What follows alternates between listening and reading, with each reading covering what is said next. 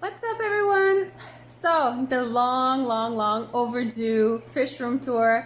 I gotta, you've been asking for it. Don't be surprised, everything changed literally. Like most tanks changed, decor, fish, stocking. A lot of fish are gone, a lot are there. So, I don't want you to be in shock or too surprised, but I like how it is so far. I really like my new fish stocking. Spoiler, there's a lot less fish just because I want my bioloads to be low. I want the tanks to be a lot healthier. Overstocking is no longer part of my mojo, so that's what I'm doing here. So before we get to it, don't forget to like and subscribe to my channel, and yeah, I'll see you on the other side.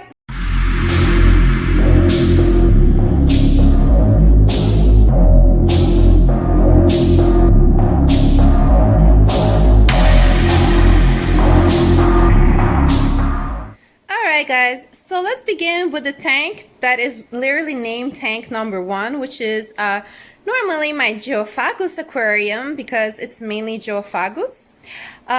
So let's start off with the lighting. I have basically floodlights on it, a lot of lumens. I think it's 2,500 lumens each.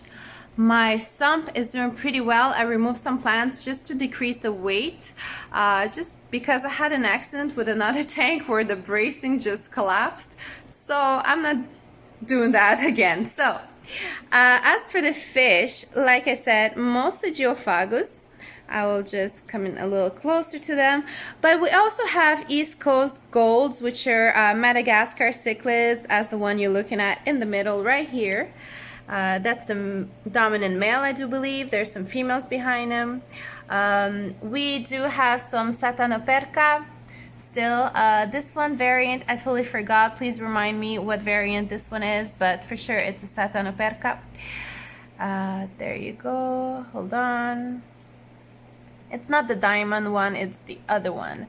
My little Kiska, meaning little kitty, is still alive. He hasn't grown much at all. He's right behind this other Geophagus. But as you can see, he's still pretty much the 6-7 inches I got him at. And but he did bulk up a little bit. His mustaches are so big now, so long. So that's a new thing. And also the little girl that I had to rehome from my other tank, I got her in. She was supposed to go in the Central American tank, and unfortunately my mean guy beat her up, and she's gonna be here permanently until I figure this out. Also, Half Fish, you guys remember Half Fish, the one that got his tail and half the body eaten by a Frontosa long time ago. Well, he has a mini tail now. He's still alive. As you can see, my fish survived my mistreatments. Well, there you go, tiny tail, tiny tail. Also in here I got some angelfish. Let me just move around a little bit and show you the angelfish. Those are green leopards. There you go, another green leopard. And I do have two Peruvian long-nosed ones, or something like that. They look a lot like Altums, I do believe, but they're wild-caught Peruvian something. Let me know what it is. The only thing I remember is that they're wild-caught and they're from Peru, and I do not have a good shot on them, but that's about that. And in here I also have my Robustus corredoras. I got 5 of them, and let's zoom out and show you the entire aquarium, what it looks like. Looks pretty well, I find. So that was tank number 1. On to aquarium number 2, numero dos. We have the Central American wannabe tank. I call it the wannabe tank because, let's be honest, this guy practically killed everything that was Central American in here. Yes, you know who I'm talking about. My pride and joy used to be his former name, now it's serial killer. But gladly some fish he hasn't killed or even shown interest in killing, such as that one Uaru, which paired up with the real parrotfish. I have 2 of them, the other one's in that hole there. Let me physically come closer to show you. So I have the true parrotfish in here, hold on. I hope you can see him. He's doing well. This guy is coloring up pretty well. I hope he's not next on the list of killings, but they seem to get along pretty well. So far, no aggression. They don't even want to cross paths or anything. I do have my banded cichlids. I have 2 of them. Never a single problem with these 2 guys. The other one's in the back there. Obviously my clown loach.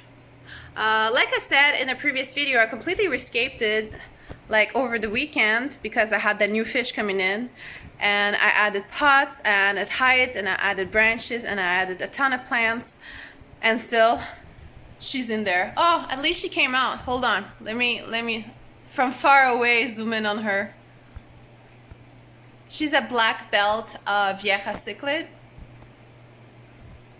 She like did like a 360 since I got her, because she was in that corner, flips upside down, and I took a chance. I put her in there, and as you can see, she is doing much better. Hold on, camera skills on point, but yeah, she's doing well. And these guys, well, fat as ever, doing well, aeration on point. Oh, what else? I got my sump. Beautiful sump in here. What's that doing there? That's one of the plants I want to put in. So the flowers are doing well. Look, it's glistening. It's glistening. We have a lot of flowers in here. Also the same floodlight, 2,500 lumens. Pretty good for growing plants. So here's the zoom out of the aquarium. And let's move on to number 3. Number 3 would be my Reef aquarium.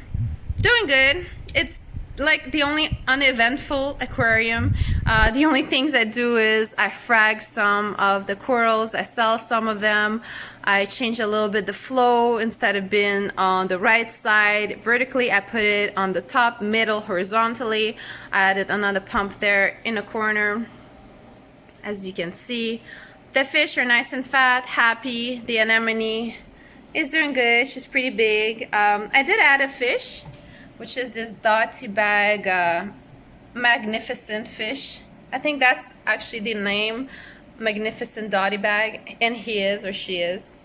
My sailfin is doing pretty well. This guy also. Clearly my little damsel. My little clowns are still here.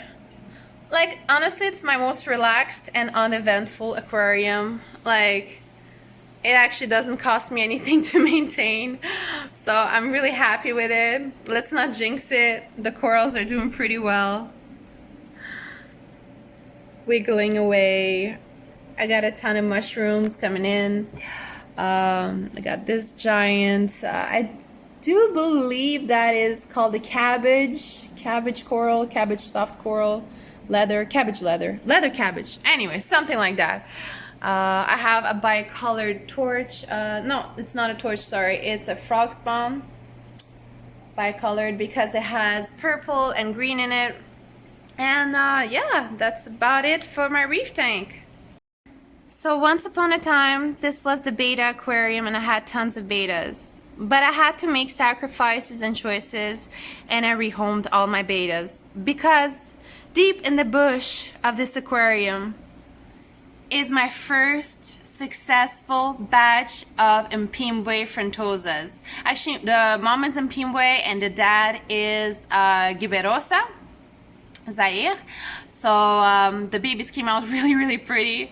I got about 30 of them. I have some random cichlids in here temporarily because they needed a new home and no one wants them, so I need to rehome them. But I got my beautiful babies in here. I'm so blessed to have them. These type of cichlids don't touch plants whatsoever, so they were just gonna go in here. Honestly, if I was to choose between a batch of Frontosa babies and any Betta in the world, like, it's a no-brainer. I love Frontosa more than anything in the world. It's honestly my favorite fish, and to see my batch of babies breeding, it's like so incredibly cool.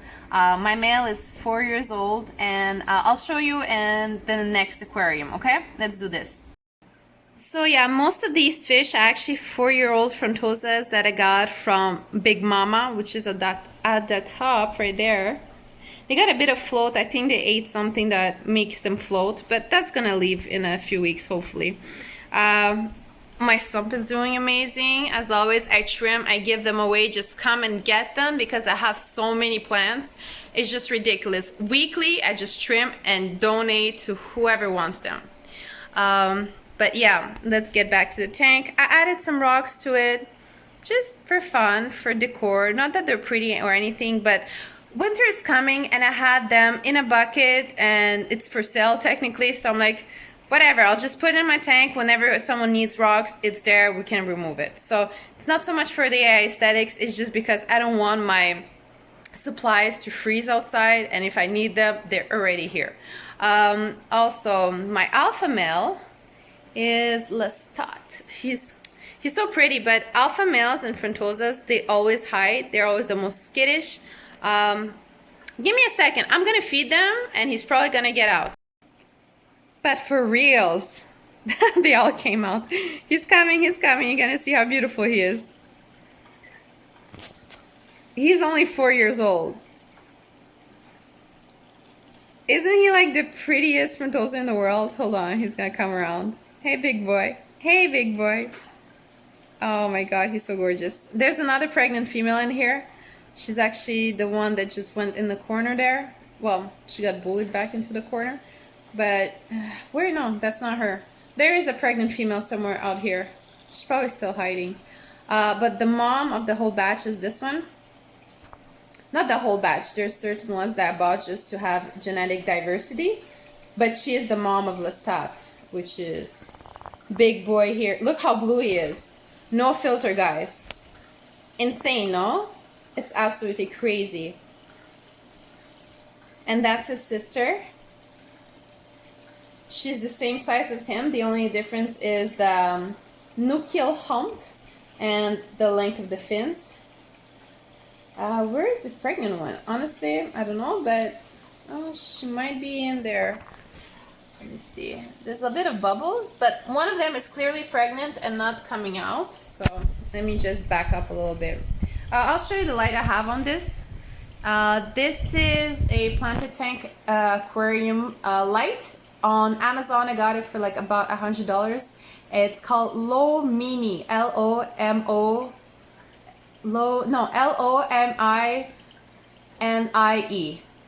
There you go. I'm dyslexic, so. So yeah, this is my colony of Frontosas. They're pretty, I know. They need a bigger tank, I know that too. The moment we move, they'll be number one on my list of priorities of upgrading the aquarium. So far, this is what they get. I do plan on keeping some of their fry. I know I shouldn't, but it's their first batch and I have to, just because they're my babies. So yeah, here we are with my Frontosa aquarium. Yay, they're so pretty. All right, let's move on. All right, guys, don't freak out. You could freak out for two reasons. There's only 2 Discus in here. For the reason being, I only want to keep those 2 because they're a pair. And number 2, freak out is, oh my God, these rocks are gonna raise the pH. No, this is not aragonite rocks. This is actually porous sand rocks.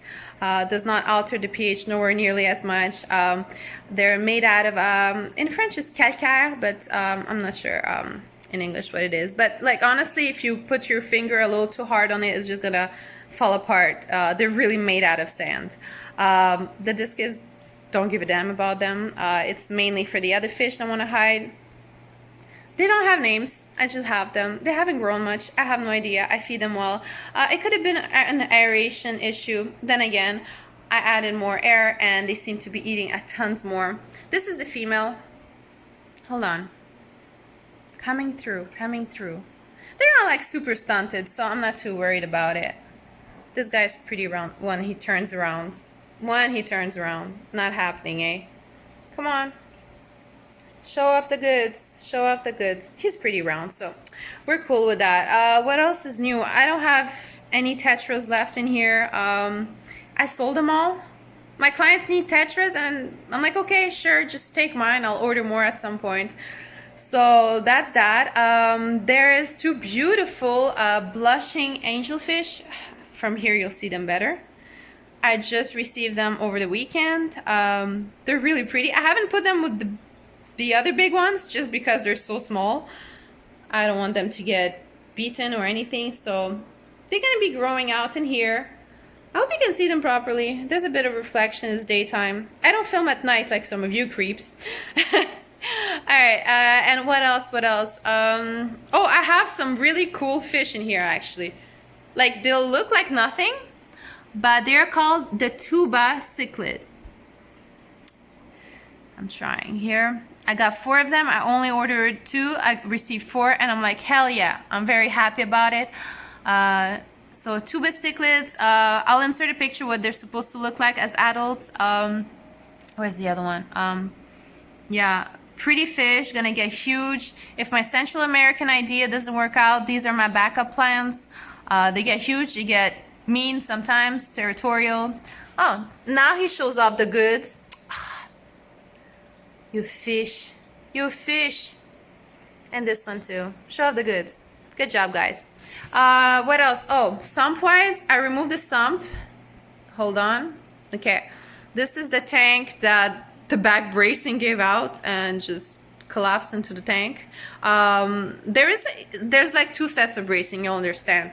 So there's like the these little ones which are only holding the corners. Those braces didn't break. Is this one that broke because of the weight of the sump. So I instead decided to put them in a little pots right here. If you see a Frontosa, that's because she's in timeout. She got beat up, smallest one. So yeah, I have these little pots here. I just hang with suction cups and little clamps, and that's where all my plants are at. I got some flowers. Let me zoom out and show you. So this is what it looks like. Instead of a sump, I got this. It works perfectly. My plants are still in. Everything's great. And the tank is healthy, and I couldn't ask for more. So yay, thumbs up. Let's move on. So this tank, not this exact tank, but the last exact shaped tank with the same background, cracked in the middle of last winter, and I had to rush and get like another tank that was also like a sump that I had to repair. So that tank is mainly guppies, antlers, and some chalochromis. Yeah, I know, it's weird. They get along super well. Those are the chalochromis. As you can see, I got 6 of them. It's gonna be a beautiful fish. You just have to wait it out. The little sparkles and speckles will get into them and they will color up super nice. By the way, these bricks I found outside today. Like, what a steal. They were like outside a schoolyard, just abandoned for weeks. I've been looking at them. I was on my bicycle with the dog. Like, okay, this time I'm just grabbing them and going home with them. They're perfect for caves, for anything. Fish would love them. So I drove like a retard with 2 bricks in my hands and the dog in the other. And I managed not to kill myself, so that's great. And I'm very happy with my little steal from a schoolyard. It was technically outside the schoolyard on public terrain, and they were there for weeks. So I didn't steal them. They just came to me. Also in here I have some bulb plants. I got 1 pleco. I have a ton of mystery snails.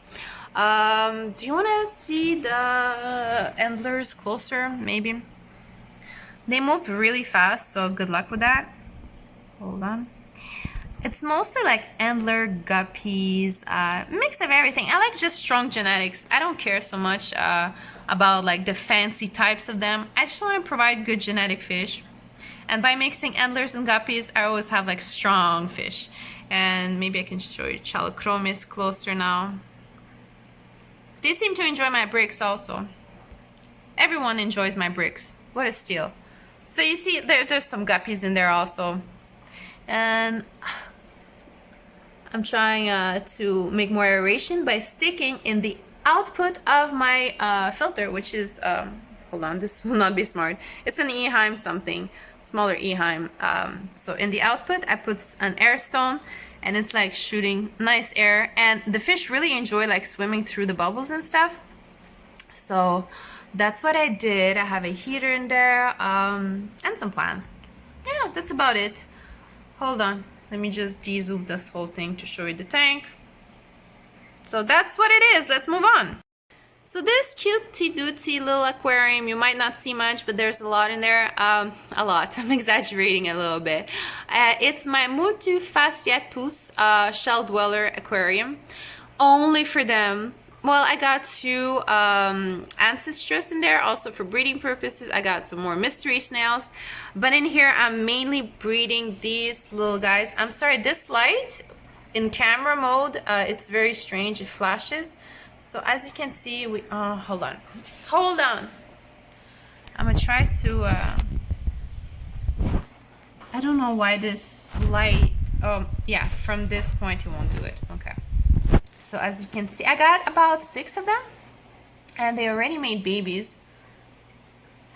Let's pause it there and you will see babies somewhere in these shells. Just be patient. Around right here, there is a baby living.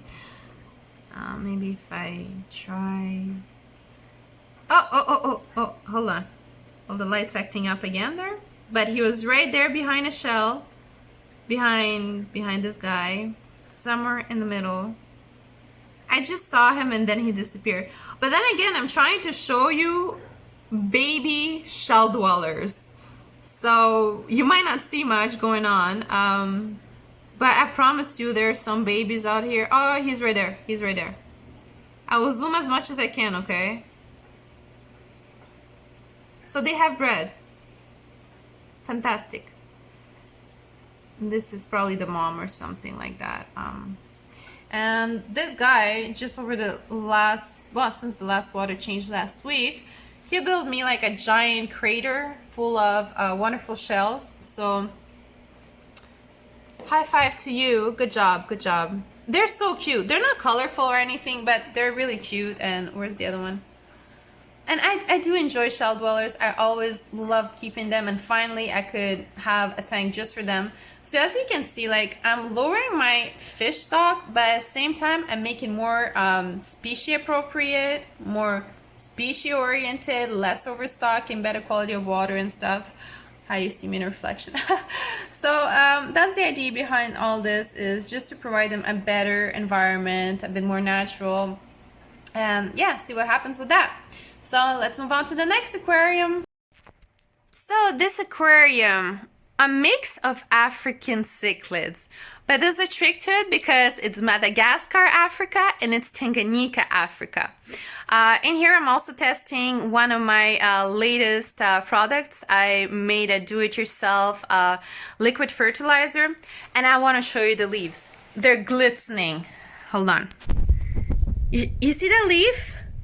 That's one of the newer leaves since I've been testing it, and it's absolutely magnificent. I've never seen plants do so well, and even the other ones are just so nice. Let me show you the other ones. Zero algae. And yeah, like I said, I have Tanganyika in here. I have Madagascar.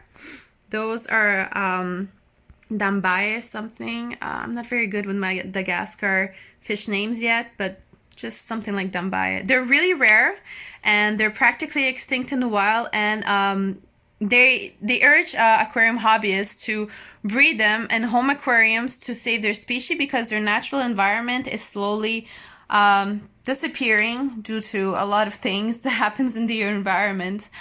So if you can get your hands on them, actually Spencer Jack at a aficionados or cichlaholics.com, that's where I got them. And if you can just save a tank for them, they get pretty big, by the way, 10 inches or so. But if you have like a tank where you can breed fish, do this species a big solid and just help them reproduce, and so we keep it alive even if they go extinct in a while. Maybe one day the environment in Madagascar is going to get better and we can reintroduce them into their natural environment. Until then, it's up to us fish aquarium hobbyists to keep a species alive, and we have done it with many species before. Some fish from Congo have been saved that way.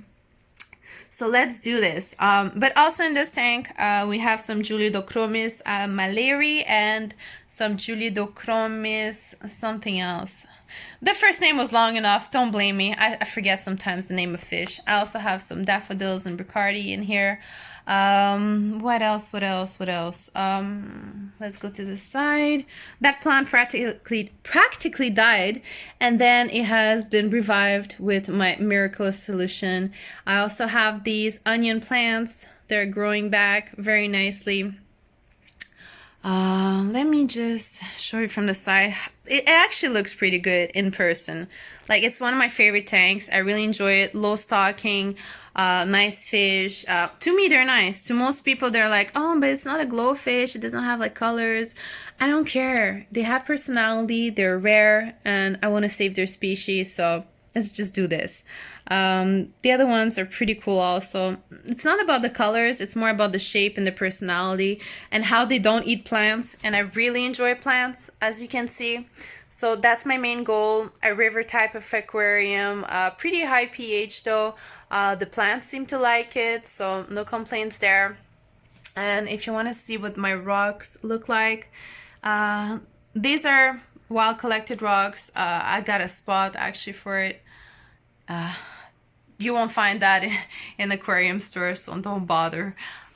We have to go sometimes very far to collect very nice things. So, all right, let's move on to the next aquarium.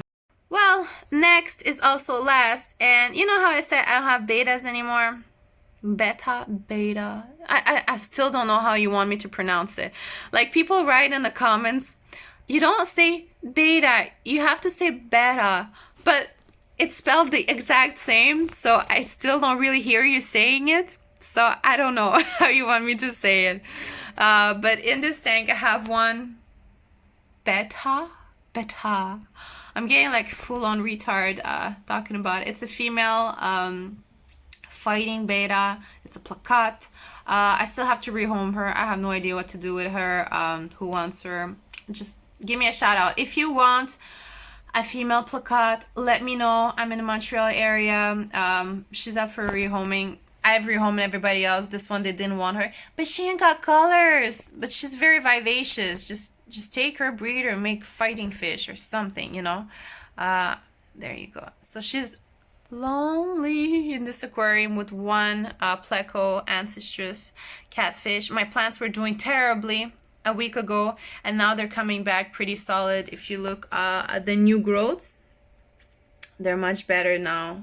They had magnesium and potassium deficiency, I do believe, because the holes started making in the leaves, but now it's much better. And on top I have some what's it called? Oh, actually, since you're here, here's my collection of bones. Yes, I know, I'm strange. I just fall upon a lot of like bones all the time. Like my latest thing that I found 2 days ago, I do believe this is a cat jaw, and it was just laying in the middle of the forest. Okay, this is the weirdest thing. In the middle of the forest, and I'll put in a photo how I found it. It was next to a pile of old oyster shells. In the middle of a Montreal forest, you find a cat jaw next to oyster shells. We're nowhere near an ocean, so I don't know if the person ate oysters and their cat at the same time, and I'm the lucky one to find all this, but yeah, it's just bizarre. I find things like that also in the woods, and antlers, not antlers. I found antlers. I found this raccoon skull a month ago in a swamp. I found this beaver thing also, more things. So basically I found, yeah, I don't know what that is. I don't know, we'll have to DNA test it. But anyways, back to our muttons. Oh, the Betta. There she is, and there's the tank. So this sums up all my aquariums. Thank you so much for watching. Stick around, there'll be more videos, more content, and yeah, I love you guys. Thank you for supporting me. You're amazing, and I'll see you next time. Bye bye.